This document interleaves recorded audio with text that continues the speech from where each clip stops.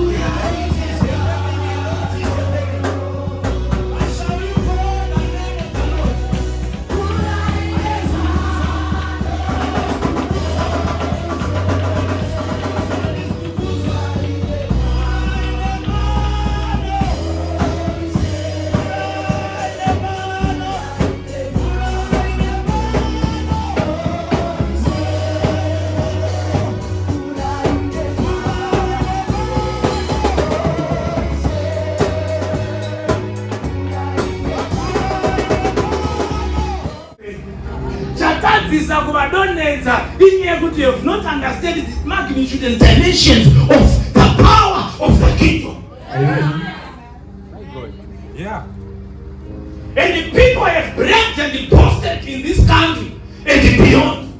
Oh yes. Making people fall. Some making people sleep.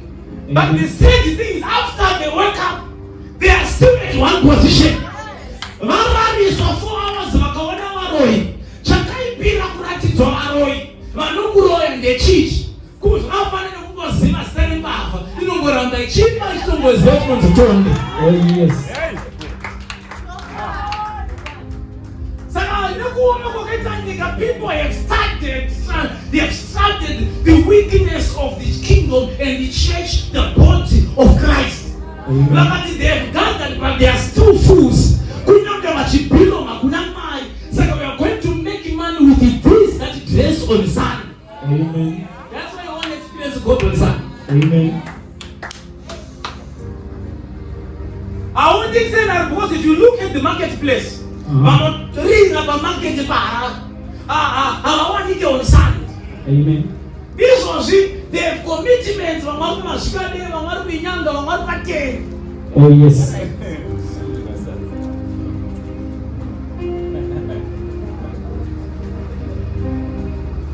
Manje mukristo angali He's a servant to me. But when you become a Lord, you also attract lords of the territory.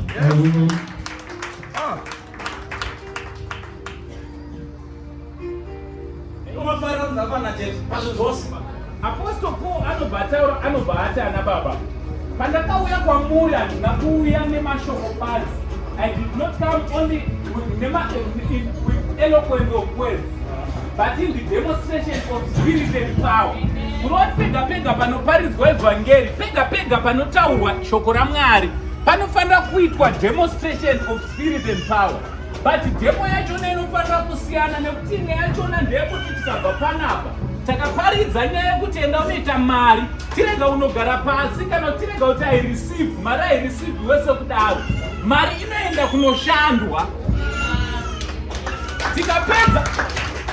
Tikapedza kudzidzisana pamusoro pekuita mari, chimukawo mangwana uchinohodha maswitsi ne$10 yauinayo. Tikapedza kutaura nyaya yekuti kunoitwa mari, chohodhawo kobra mangwana wotanga kutengesa kobra. Vhangeri rakazikanwa nababa aguti ivhangeri rekuziva kuti zvoni vhangeri rematarira, ivhangeri re-empowerment. Vakanzwisisa kuti aiwo kunzwa kuti kada kutsvaga mari haiwanikwe yekuti tiite zvizvinhu, but tikati vana ava ngavashande, matarenda muchiuya muchipresenta zvinobuda zvakanaka. Hello church. Ndine vanhu here panapa? Vanhu vari kuti aiwa inini zvangu zvakwana. Do you know munhu waMwari kuti chinotanga business izvo tine vanhu vari kutsvaga start. Gore rino rapera achitsvaga start. Kutsvaga start yekuti nditange chii? Vangani vari kutsvaga start? Vangani musatya hauziva zvikuiti. Tese tiri kutsvaga start. Rega ndimbokuudzai chinhu ichi. Ndiri umwe wevanhu vakatsvaga start, and start ndakaiwana kakawanda ndikanyura. Alright, mangani vakambowana start, business rikasabuda zvakanaka. Almost all of us. Handiti? Rega ndikuudzei chekutanga chinoita kuti munhu aite mari. Strive Masiwa ambotaurwa panapa chaita kuti ave a billionaire. Aliko Dangote anzi ndiye the richest man in Africa. Bill Gates chakaita kuti ave a billionaire. Murume anonzi Mark Zuckerberg kuti vanzi mabillionaires. Vane nyaya one. Havana kutsvaga start. All these guys havana kutsvaga start. Vakatsvaga problem. Musikudinzi. Indwaika sister. Nditerere mukombo. Chichaita kuti life yako nevana vako nevazukuru vako ichinje, kukwanisa kuidentifya maproblems. Start unewana, ndakatomboiwanawo, ende ndichiri kutoitsvagawo.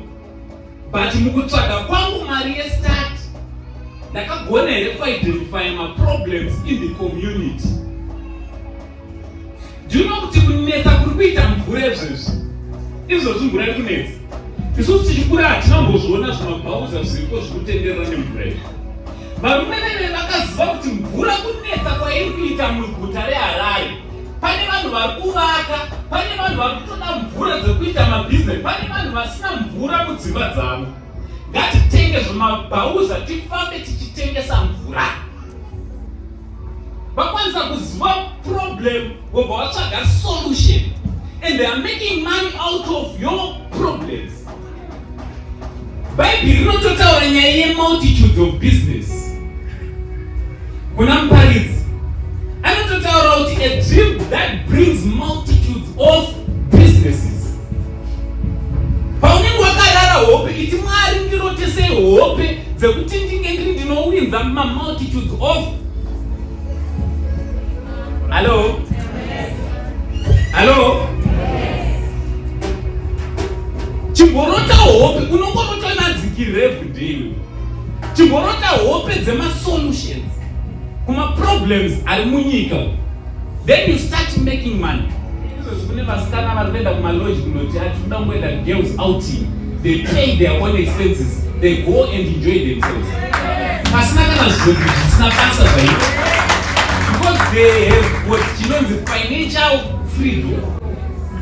Emambona kuti sorry vakomana ndimi wamangwana ndeti mambozona kuti pone muchifambidzana nemusikana asina zvaari kuita, anoda kuti iwe unge usina zvauri kuita, because ane 12 hours dzekushaya zvekuita. Saka anoda kuti muswere muri online muchichata. Foni yangu ine machati messages mangani? More than 2000. Saka unofunga kuti iwe nipiteme kuswera tichichata newe kuti. Amen. And I don't mind. Baby, you know what you need. Be busy. Keep yourself busy. Nemo wakomana mukadzwa musikana ukambunza kuti uri kuitei ukataura kuti ndina zvandiri kuita mazuva ano, run away. It's a red flag.